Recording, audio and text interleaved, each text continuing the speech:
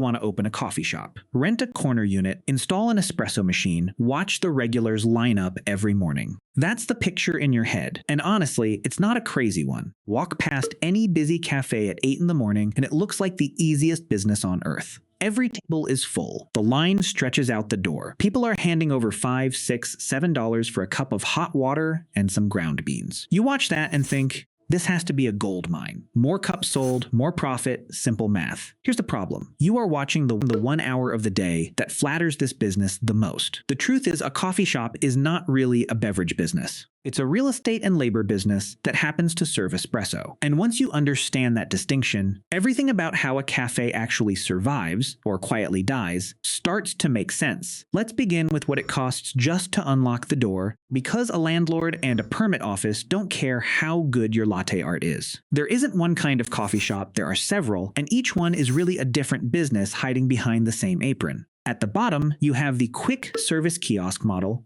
a small walk-up counter under 400 square feet built for grab-and-go volume near transit stops or office towers, where drinks average $3 to $5 and the whole operation runs on speed. Above that sits the neighborhood cafe, the kind with seating, pastries, maybe some light food, usually pulling in an average ticket of $6 to $9. Higher up, you find the specialty roastery cafes, the ones that source single-origin beans and charge $8 to $14 a cup, selling craft and story as much as caffeine. And then there's the drive-through format, which looks simple from the outside, but is actually a logistics operation disguised as a coffee stand, built entirely around how many cars can move through a single lane per hour. Each of these is a different answer to the same underlying question. Do you make money from a huge number of people spending a little, or a smaller number of people spending a lot, slowly, while sitting in your chairs? That single choice determines almost every other number that follows. Now here's where the fantasy starts cracking. People assume the expensive part is the espresso machine. It isn't. The expensive part is converting an empty commercial shell into a space that's legally allowed to prepare and serve food and drink to the public. A landlord will typically want 2 to 4 months of rent as a deposit before you've touched a wall. Then comes build-out. Commercial kitchen ventilation and a proper hood system alone can run $15,000 to $60,000 because you're not just serving coffee, you're operating under food service code the moment you sell a muffin next to it. Plumbing for a 3-compartment sink and a grease trap required almost everywhere health inspectors have that jurisdiction can add another $8,000 to $25,000. Walk-in coolers or reach-in refrigeration units run $5,000 to $20,000 depending on size. And then there's the part almost nobody prices correctly going in, the espresso equipment itself. A genuine commercial 2-group espresso machine, the kind that can survive 400 drinks a day without breaking down, costs anywhere from $12,000 to $30,000 on its own, and that's before grinders, which run another $2,000 to $5,000 each, and you typically need at least 2. Stack the deposit, the build-out, the equipment, the permits, and a cash cushion to survive the first slow months. And a modest independent cafe can require $200,000 to $600,000 just to open its doors for the first time. So far, that's just entry. Now let's talk about what actually determines survival. Because this is where most new owners get the wrong intuition entirely. They assume the business lives or dies on the morning rush.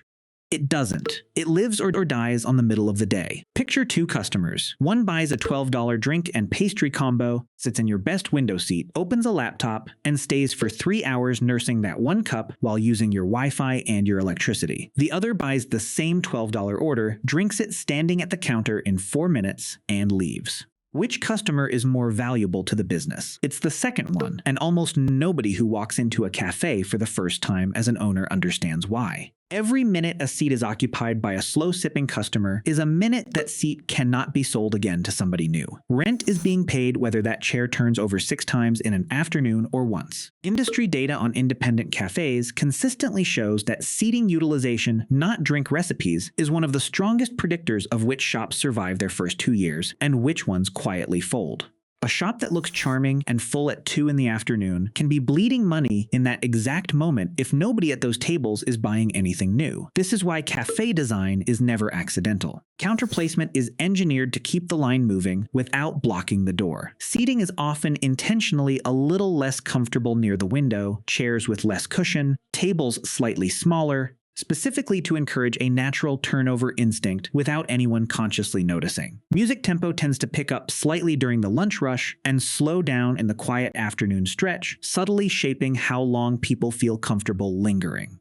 Lighting near the counter is usually brighter and warmer to make the menu board and the pastry case look more appetizing, pulling impulse add-on purchases, while lighting in the seating area is dimmer to make people feel settled in rather than rushed. None of this is decoration. It's all aimed at the same target, extracting the maximum number of transactions from the same square footage in the same 8-hour window, because the building only earns money during the hours it's open. There's a seasonal and weekly rhythm to this business too, and it explains why so many new owners misjudge their own cash flow in the first year. Roughly 40% of a typical cafe's weekly revenue lands in a tight window between 7 and 11 in the morning, and this concentration means the business essentially only has a handful of profitable hours to work with each day, while rent, insurance, and staff wages accrue continuously across all 12 or more hours the doors are open. A slow, rainy week in the wrong season can quietly erase what looked like a comfortable margin the month before. Experienced owners build their staffing schedules almost entirely around this narrow morning window, cutting labor sharply in the mid-afternoon lull, because paying a barista to stand behind an empty counter for 3 hours is one of the fastest ways to turn a profitable shop into a break-even one. Labor itself is the other hidden weight in this business, heavier than most new owners expect.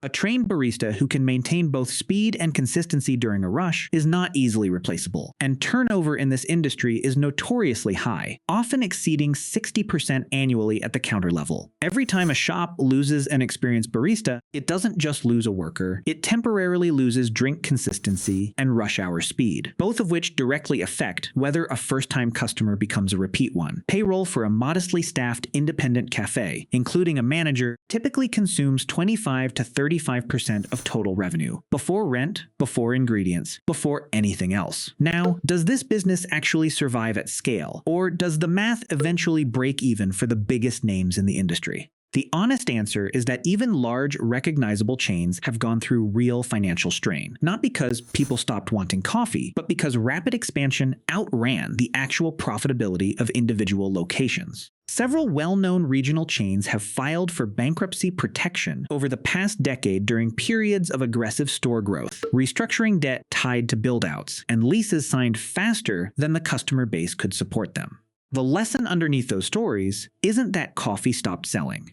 It's that a full parking lot and a line out the door tell you almost nothing about whether the underlying lease structure and labor cost can actually support the location long term. So how does a cafe actually make money in plain terms? The core engine is simple. Average ticket times number of daily transactions times days open minus fixed costs. If a shop has monthly fixed costs of $18,000 in rent, payroll baseline, and utilities, and its average transaction is $7, it needs roughly 120 transactions a day just to break even. Below that, it loses money quietly every day it's open. Above it, each additional transaction carries strong margin, because the marginal cost of pulling one more espresso shot is only cents. New shops typically don't reach that number immediately. It often takes 8 to 14 months of building a regular customer base before daily transaction counts stabilize above break even, and every one of those months draws down the reserve the owner set aside before opening. In the optimistic outcome, the location is right, the morning rush is strong, seat turnover is healthy, and staff turnover stays manageable. Under those conditions, a well-run independent cafe can generate somewhere between $300,000 and $800,000 a year in revenue, with a net margin of 6 to 15%, translating to an owner's take-home in the range of $30,000 to $80,000 a year. Solid, if modest, for the hours involved. In the realistic outcome, 2 or 3 ordinary things go wrong. A new chain location opens nearby and pulls away price-sensitive regulars. A skilled barista leaves during the busiest season, and the replacement slows down the counter for weeks. Milk and bean costs tick up a few percentage points and squeeze an already thin margin. None of these individually feels catastrophic. Together, they can turn a comfortable double-digit margin into a break-even year, even while the cafe still looks busy and cheerful every single morning. So if you do open that coffee shop, remember the number that actually decides whether you make it. It was never really about how long the morning line gets. It's about how many of those cups get sold again in the quiet hour right after it ends.